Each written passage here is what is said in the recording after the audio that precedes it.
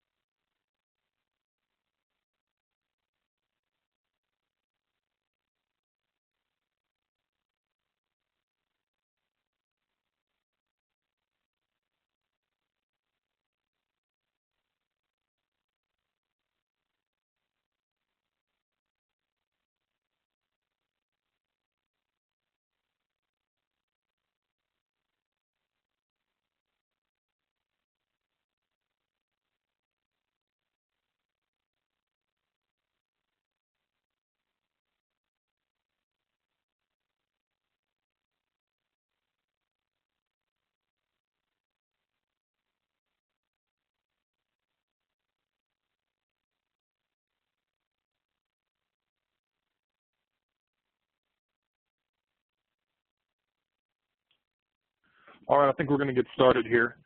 Thanks, everybody, for joining. This is our Insights presentation on Medicare Advantage. Again, the standard disclaimer is that we're not lawyers, and anything shared inside this presentation is publicly available knowledge that we have formatted into the slideshow and made available to all. So without further delay, I'm going to turn it over to Joel Planahan with CoreCare, and he's going to go ahead and take us through this.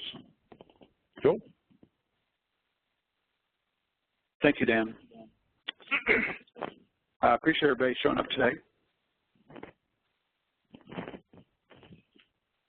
All right, so we're going to be talking about Medicare Advantage. Medicare Advantage was created with the balanced budget of 1997 with Part A and B. Part A being for the hospitals, Part B being for the professionals, Part C being for the Medicare Advantage plan, and Part D for Medicare medications. To be approved for Part C, you have to go through the following criteria of being of a certain age, disabled. You do need to sign over all benefits to a private HMO, who would be your Medicare Advantage plan, and be eligible for Medicare. There are special needs for patients who are terminally ill, and there are special programs for that as well. The reimbursement is different for each state, and they're set up by the county. The plan must be submitted for capitation by the member in June. These are all kept confidential, and then the new packages are announced in October. Then the plan will go into effect that following January 1st. Five-star plans have a better enrollment benefit. I'll be talking about that a little bit later in this section. The reimbursement model structure is kind of like this. The plan will put in a bid or the capitation for the patients. In this example, we're using $500. The county index rating, I'm using Miami-Dade, and theirs is $900. So Medicare is going to take that $900 minus the $500 and take that $400. They're going to split that between the plan and Medicare. Then you also are based on your star rating. For this example, I'm going to be using 100. And then you have your factor of patient risk scores. For this example, I'm using 2. So we're taking our bid of 500. We split our index rating, so we get a 200 there. And then we're taking our star rating, which is 100. So that's going to be $800. We're going to multiply that by the patient score. And then for this patient, we will have a $1,600 reimbursement by Medicare. These are all based on HTC codes, which are assigned to specific diagnoses that are sent through a file called RAPS. Each HTC code needs to be addressed by a provider during a face-to-face visit with the patient at least once a year. The codes can be captured by a clinical document specialist. This is somebody who will review the chart and see if there's any HTC scores that need to be addressed during that visit, or they can be done by the coder at the end of the visit. There were limitations of 8 diagnoses when we were using 4010. This was increased to 12 with 5010. But with Nextgen 8.3, the provider will have unlimited number of diagnosis capabilities, and we'll also have more diagnosis codes with ICD-10. Tools that will kind of help you ensure that you're capturing the HTC code. One will be IMO. On the diagnosis search, you will see the HTC scores and codes on the search. And you can choose from the HTC or the RX HTC codes to choose from. These codes are flagged, but they do need to be addressed each year by the provider during that face-to-face visit.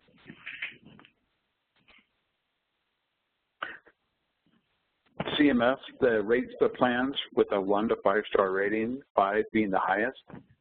There are significant benefits of having a 4 or 5-star rating.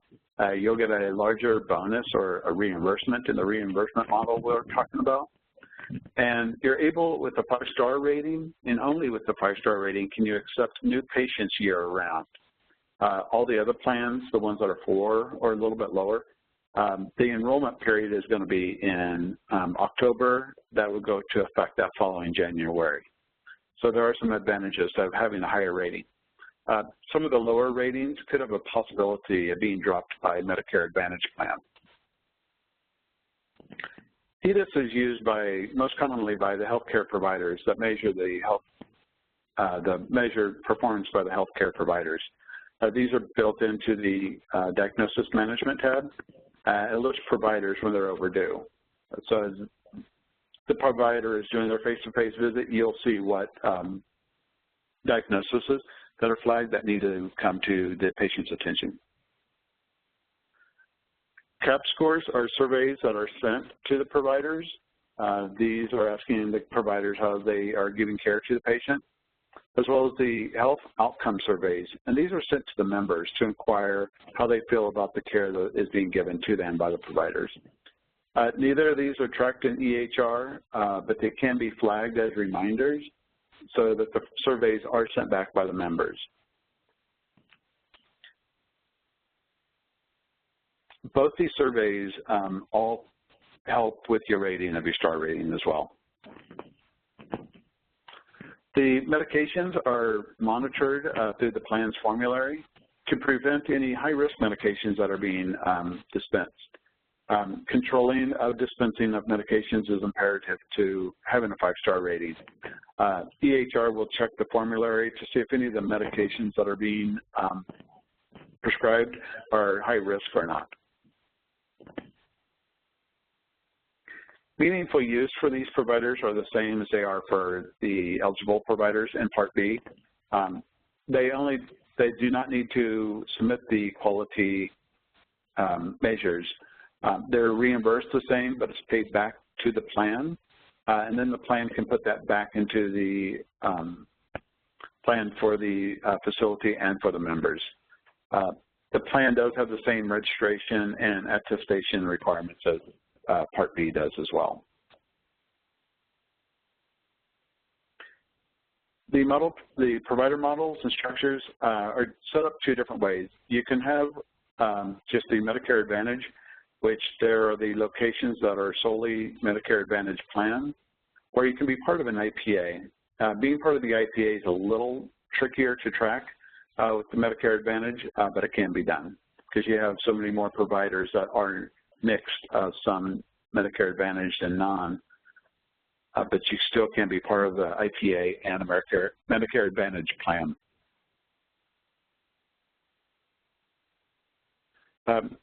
I have a case study on Medicare Advantage and kind of how it works and some of the benefits.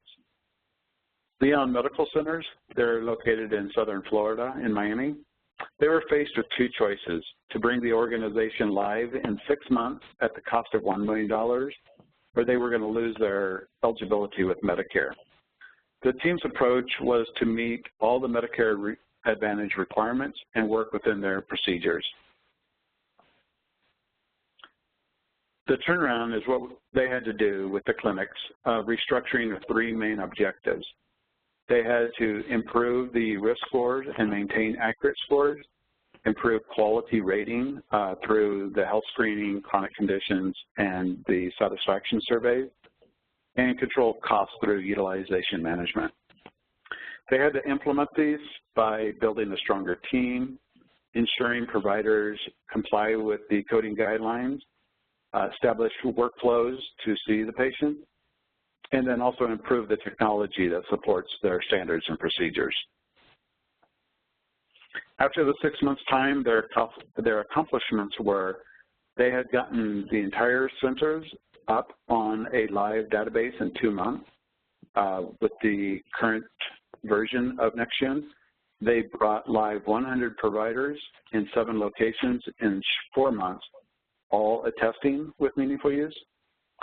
And then they also tracked the progression with the Go Live scorecards that they had set for their goals. What were the results Leon benefited from this? With the $1 million investment that they put out, they qualified all their providers for a Meaningful Use program, which was a $2 million reimbursement from CMS. They increased their risk score by 0.2%, and that risk score is factored in on the reimbursement model, as well as having a 5-star rating by CMS. Having a 5-star rating has some significant benefits. One, you get a higher reimbursement model, and then you can also enroll members year-round. Medicare and Nextgen. Right now, Nextgen does have an HTC code check in 8.3. You need to set this up through practice preferences. You'd navigate through your practice preferences to the differentiate risk adjustment diagnosis box. Check off that box and that will turn it on for the whole practice. Once you're in the patient's chart and you're on a STAR intake, you can enable the HTC for this patient, and then that will make the HTC button visible. Click on the button, and you'll get the Manage HTC template. They'll have some of the following items that you can look at in the top grid. You'll have the diagnosis, descriptions, and the codes. You'll see the HTC code separated by class and score, as well as the HTC prescription codes. These functions can be added into the assessment at any time. You just choose from the top that you need to address. Again, we're addressing each one of these every year in a face-to-face, and you can add it to today's assessment.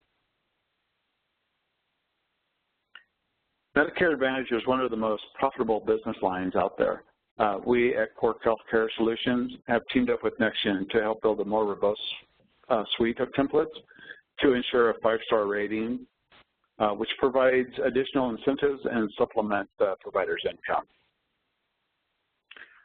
What we're building into these templates are panels to help manage the HTC scores through suspecting conditions, conditions reported by Medicare, outside conditions, along with adding them to today's assessment. So what these panels will be doing are looking for any diagnosis that may come in through a lab, through a procedure, other diagnoses, and any scanned ICS images that may have diagnosed something. The provider will see these suspecting conditions. They will have the ability to accept it, deny it, or task it to the nurse to bring in the patient to work them up to see if indeed it is a current diagnosis that they can start tasking for. The medication module will even have a option for prescribing high-risk medications. If you are prescribing something that is on the formulary as a high risk, it will give you alternative selections, so you can just choose if they were on a high-risk medication, you can get them off that by choosing an alternative med. The case management template will be a template that the document specialist can be looking through or the coders can be looking through to flag any patients that haven't been in for their 1-year face-to-face or that they need to follow up for any office visits to kind of keep those scores active. This concludes my presentation of the Medicare Advantage. I appreciate everybody attending. I will open up the question and answers line if anybody has any questions.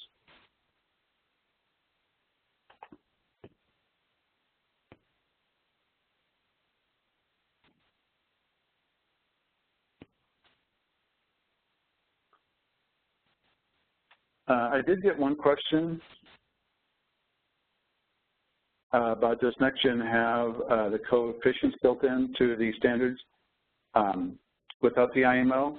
I believe the new search does have HTC scores listed in there with Nextgen.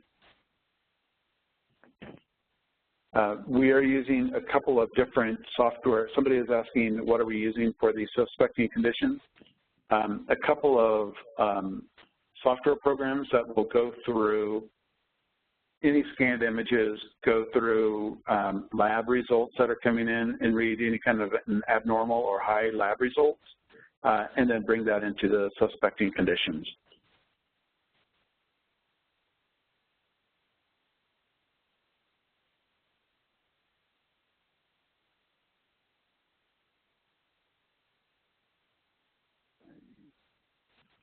Not seeing any other questions.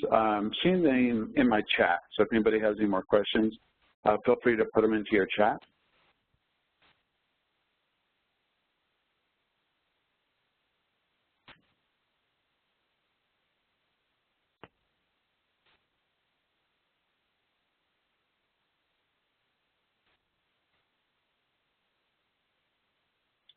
Okay, I'm not seeing any more questions. I really appreciate everybody's attendance today. If you do have any questions, on the screen is Dan and my email. You can always email somebody here at Quirk, and we can help you out with any questions you may have. Thank you.